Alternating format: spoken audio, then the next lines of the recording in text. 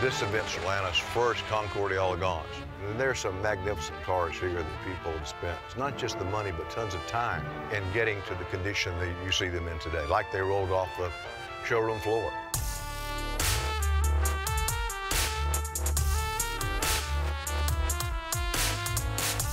Well, Concours car is a car that the owner has strived to achieve that level of perfection. The average person would not see a great deal of difference between a really, really nice show car and a Concours car. But the judges certainly notice when they're scoring the car. One of the cars we brought today was a 1911 Hotchkiss. It was made by two Americans that moved to France, so it's technically a French-made car.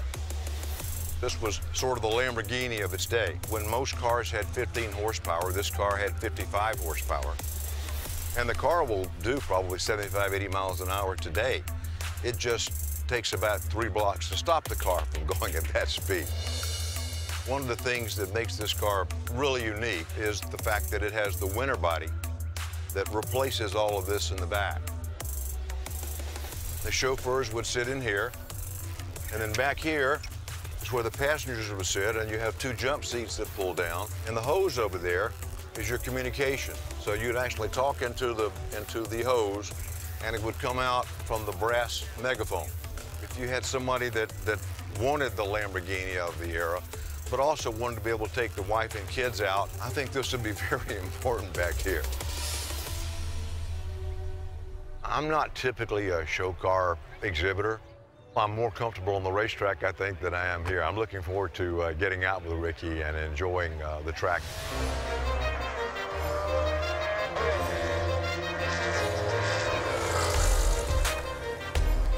Although it wasn't running and it wasn't moving, I had already, in my mind, made some laps in the car, so I was ready.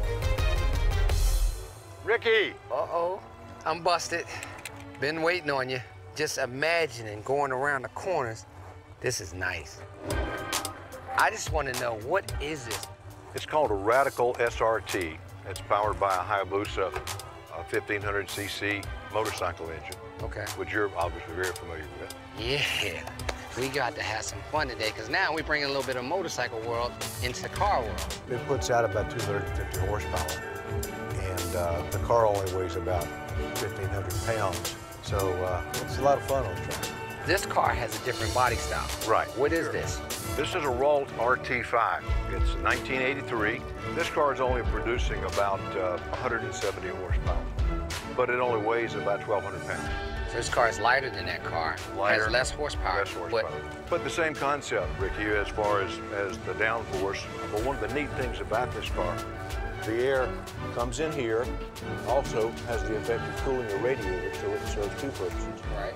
And the skirt along the bottom helps to maintain that suction. So this almost drags the ground. Almost drags the ground. Keeps the air underneath. Exactly. They stopped that because they had taken the physics principle to such an extreme that they were literally sucking up the asphalt off the track. Wow. It's that much downforce. They're at speeds, there is. Now, you won't find that much with this car. Don't look like a lot of room in there, that's for sure. There's not.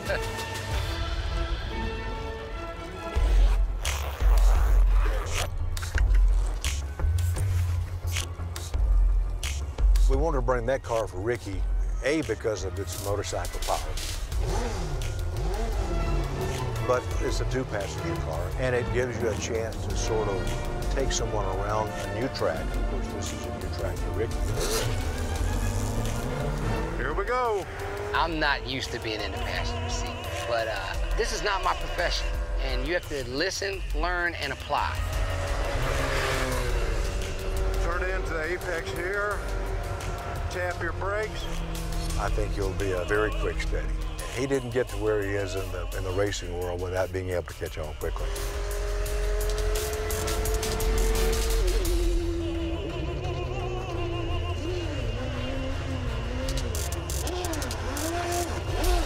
The brakes are locked up. I felt that back there. It felt like the brakes were locking up. We brought these 2 cars from the collection. They haven't been run in a couple of years. It's not shifting down to first. It's stopping again. It did it again. The brakes were grabbing and locking up, and it's just not not a safe scenario, so we opted to put him in the single-seater. In the open wheel car, it's quite different because you can see everything. You see every bit of steering input that you put into the car.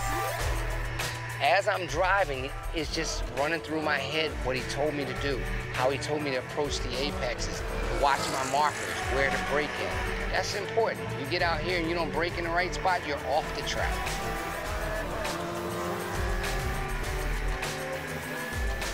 The downforce on it is tremendous. So when you're in the turns, you're able to downshift and you're able to really push a lot of RPMs because the faster you go, the more it wants to hug the ground.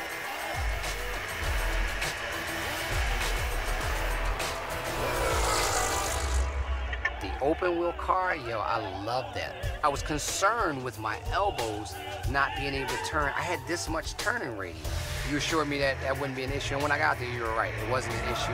I could take any line I wanted with the open wheel car, so I like that. So thanks a lot, Ron. If this is any indication of what you have in the Ron Green collection, I can't wait to see what you bring to Caffeine and Octane. Well, I think we'll have a nice surprise for you and for the people that attend.